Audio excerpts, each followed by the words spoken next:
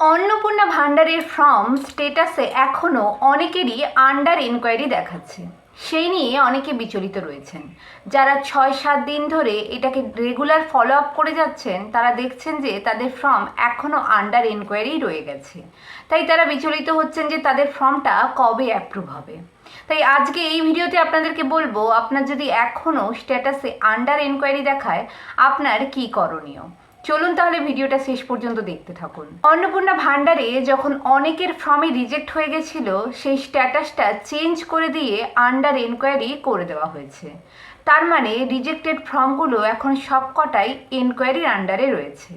কিন্তু ৬-৭ দিন হয়ে গেছে, আপনার স্ট্যাটাস এখনও অ্যাপ্রুভ হয়নি কেন?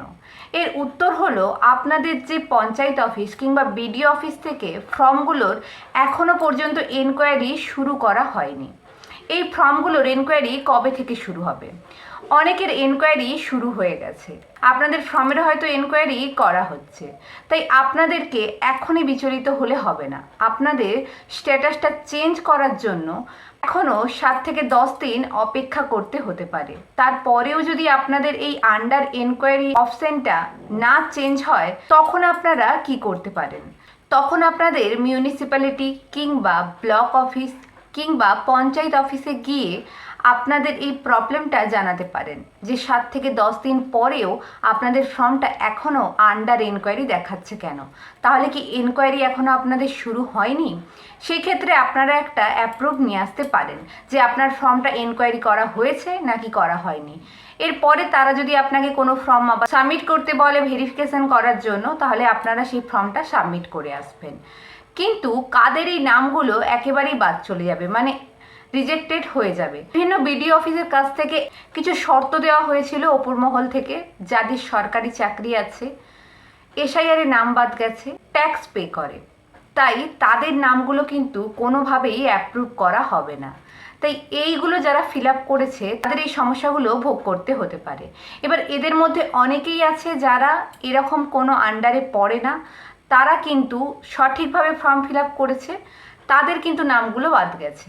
এতেও অনেক কারণ রয়েছে। অনেকেই ফর্ম ভুল ফিল আপ করেছে।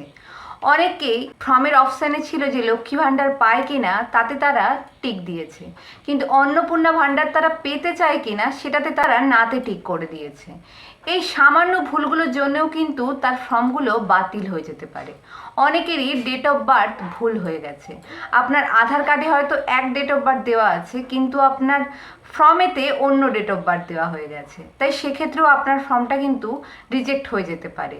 তাই এই অনেক ভুল যেগুলো আপনারা করেছেন ফর্মের মধ্যে, সেই এডিট অপশনটা এখনও পর্যন্ত কিন্তু খোলা হয়নি। তাই এডিট অপশন যখনই খোলা হবে তখনই আপনি জানতে পারবেন যে আপনার ফর্মের মধ্যে আপনি কি কি ভুল করেছেন। তার আগে বিডিও অফিসের কাছ থেকে একটাই কথা আসছে সবার সামনে, যেখানে বিডিও আধিকারিক নিজে বলছেন তাদের এই যেগুলো আন্ডার এনকোয়ারি দেখাচ্ছে সেইগুলোর এনকোয়ারি শুরু হচ্ছে। অনেকেরই ফর্ম বাদ গেছে, তাই সবার তো একেবারে সবাইকে ডেকে তাদের এনকোয়ারি করা সম্ভব নয়। তাই কিছু জনের কাছে তাদের ফোন যাবে, কিছু জনের কাছে ব্লক অফিস থেকে মানুষরা যাবেন, এবং কিছু জনের কাছে হয়তো আশাকর্মীরাও যেতে পারেন, আবার পঞ্চায়েত থেকেও লোক যেতে পারেন। তার মানে এই নয় যে প্রত্যেকের বাড়িতেই বিভিন্ন আধিকারিকরা পৌঁছে যাবেন, এরকম কিন্তু কোনো মানে নেই। আপনাদের বাড়িতে যেতেও পারে, আবার আপনার কাজটা যদি ফোনে হয়ে যায় তাহলে কল করে সেই কাজটা তারা করে নিতে পারে। এর মধ্যে যে আপনাদের এনকোয়ারি প্রসেস যদি সম্পূর্ণ হয়ে গিয়ে থাকে তাহলে আপনারা নিশ্চিন্তে থাকুন, তাহলে আপনাদের ফর্মগুলো অ্যাপ্রুভ হতে চলেছে। এখনও যদি আপনার আন্ডার এনকোয়ারি হয়ে থাকে তাহলে কিছুদিন আপনারা অপেক্ষা করুন, 7 দিন।